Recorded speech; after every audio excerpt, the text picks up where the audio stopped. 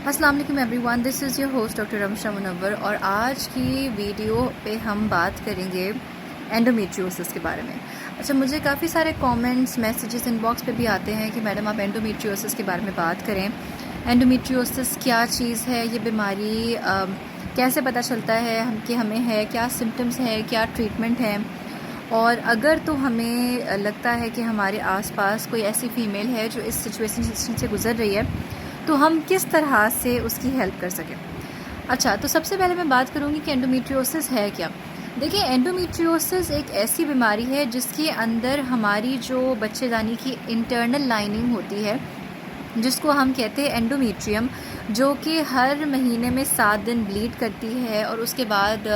हमें पीरियड्स होते हैं और फिर हमारे जो 14 डेज़ होते हैं उसमें फिर ओव्यूलेशन होती है, बेबी इम्प्लांट होता है, वो सारा जो साइकिल है। तो बेसिकली जो सबसे इंटरनल लेयर होती है यूट्रस की, उसको हम एंडोमेट्रियम कहते हैं। अगर वो लेयर जो एंडोमेट्रियम है, जो कि ब्लीड करने वाली हमारी लेयर है, अगर वो लेयर हमारे यूट्रस के अलावा, ठीक है, किसी भी और ऑर्गन में या किसी भी और एरिया में जाके इम्प्लांट हो जाए, यानी एंडोमेट्रियल टिश्यू या एंडोमेट्रियल ग्लैंड्स किसी भी और एरिया में जाके हमें नज़र आए या इम्प्लांट हो जाए, और उसकी वजह से साइक्लिकल पेन और उसकी वजह से साइक्लिकल ब्लीडिंग, ये दो चीज़ें अगर किसी भी फीमेल पेशेंट को होती हैं तो हम उसको एंडोमेट्रियोसिस डायग्नोज करते हैं। उसकी स्टेजेस हैं, स्टेज 1 है, 2 है, 3 है and 4, which is very severe. होता क्या है कि जितनी सारी जगहों पे, जितनी मल्टीपल जगहों पे आपकी एंडोमेट्रियल लाइनिंग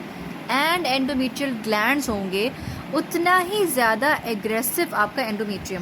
एंडोमेट्रियोसिस का स्टेज होगा। अच्छा, इसमें बेसिकली क्या होता है, इसमें ना चॉकलेट सिस्ट यानी कि ऐसी थैलियाँ बन जाती हैं जिसमें ब्लड होता है, ठीक है। अगर तो आपकी एंडोमेट्रियम, आपकी एंडोमेट्रियल लाइनिंग आपकी बच्चेदानी के अलावा किसी और जगह पे होती, जैसे अगर ये रेक्टम में हो जाती, तो आपको हर महीने 7 दिन पर रेक्टल यानी कि बड़ा पेशाब जहाँ से आता है वहाँ से भी ब्लीडिंग होना शुरू हो जाएगी। अगर ये आपके बच्चेदानी के अंदर से हट के ये आपके यूरिन वाली जगह पे चली जाती है, तो आफ्टर एवरी जो आपका मेंस्ट्रुअल साइकिल होता है, वहाँ 7 डेज़ आपको यूरिन में भी ब्लड आना शुरू हो जाएगा। मतलब आप ये देखें कि जिस जिस जगहों पे, इवन कुछ ऐसी फीमेल्स हैं जिनको ये नेज़ल एरिया में भी होता है, तो महीने में 7 दिन उनको नोज़ ब्लीड शुरू हो जाती है। और आप सोचिए कि एक फ़ीमेल की लाइफ कितनी ज़्यादा डिस्टर्बिंग हो जाएगी अगर महीने के 7 दिन, एक तो उसको पीरियड्स वाली जगह से आ ही रहा है ब्लड,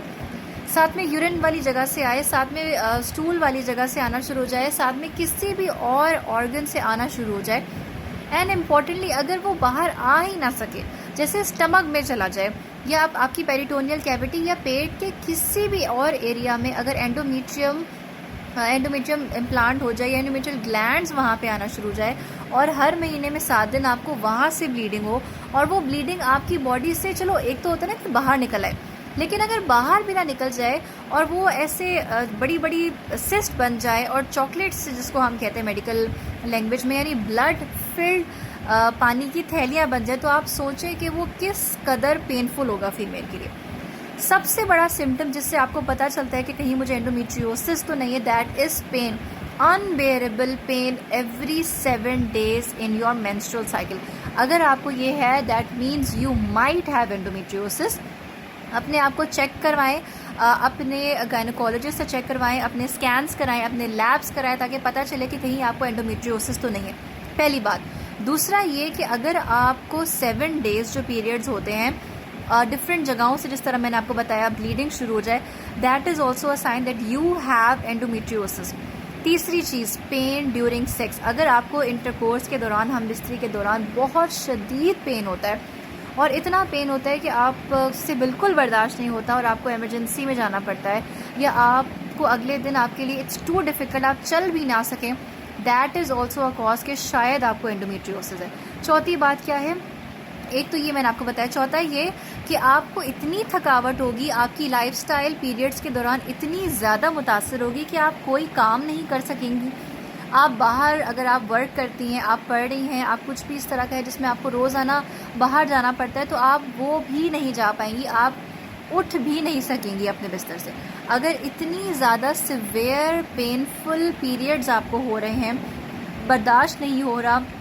पानी इस तरह की थैलियाँ बन रही हैं, नॉट पानी की, लाइक ब्लड की थैलियाँ बनना शुरू हो जाती हैं आपके जिस्म के किसी औज़ा में, या आपको हर महीने 7 दिन पीरियड्स के साथ साथ और भी किसी ऑर्गन से और भी किसी जगह से आपको लगता है कि आपको ब्लीडिंग होती है, that is also a sign कि आपको एंडोमेट्रियोसिस है। ठीक है, एंडोमेट्रियोसिस का पता किस तरह चलता है? एक तो ये सिम्टम्स आपको पता चल गए। कुछ ऐसे पेशेंट्स हैं जिनको इतनी सिवियर नहीं होती, ठीक है, उनको माइल्ड होती, तो ये सारे सिम्टम्स उनके अंदर नहीं है। एक पेशेंट ने मुझे कहा था कि जब उनका सेक्शन हो रहा था तब उनको डॉक्टर ने कहा कि जब हमने आपको ओपन किया सिजेरियन के लिए, तब हमें ऐसे एंडोमेट्रियम की जो लाइनिंग है वो बॉडी के डिफरेंट एरियाज़ में नज़र आई, यानी एंडोमेट्रियोसिस है आपको, दैट इज़ माइल्ड, और इस तरह की थैलियाँ बन चुकी हैं ब्लड की। तो उसमें हमने क्या करना है, देखिए उसके अंदर सबसे पहले तो ये होता है, डिपेंड करता है कि आपका कौन सा स्टेज है। हर स्टेज की ना एक डिफरेंट मैनेजमेंट है। ठीक है, अगर आप स्टेज 1 या 2 में लाई करती हैं तो आप मेडिकल ट्रीटमेंट ले सकती हैं, पेन फ्री अपने आप को रख सकती हैं, या पेन कम करने के लिए या अपने ब्लीडिंग को कम करने के लिए आप मेडिकेशन अपनी गायनेकोलॉजिस्ट से लिखवा सकती हैं। लेकिन अगर आप स्टेज 3 या 4 में लाई करें और मेडिकल ट्रीटमेंट से आपको कोई भी फ़ायदा नहीं पहुंच रहा, तब आपकी सर्जिकल ट्रीटमेंट हो सकती है, या फिर हम डिफरेंट मेडिकेशन देते हैं जिसमें आजकल एलाग्लॉक्स बहुत ज़्यादा इन है पाकिस्तान में। ठीक है, ये मेडिकेशन मैं कभी भी आपको नहीं कहूँगी कि आप ओवर द काउंटर या सिर्फ मेरी मेडिसिन आप वीडियो के ज़रिए आप यूज़ करें, कभी भी मैं ये नहीं कहूँगी, बिकॉज इसकी एक प्रॉपर डोजिंग होती है। हमें बताना होता है कि किस हिसाब से आपने लेना है, कितने दिन लेना है, कितने दिन नहीं लेना। कभी कभार हमें आपको ये दवाई हॉस्पिटल में एडमिट करने के बाद भी देनी पड़ जाती है।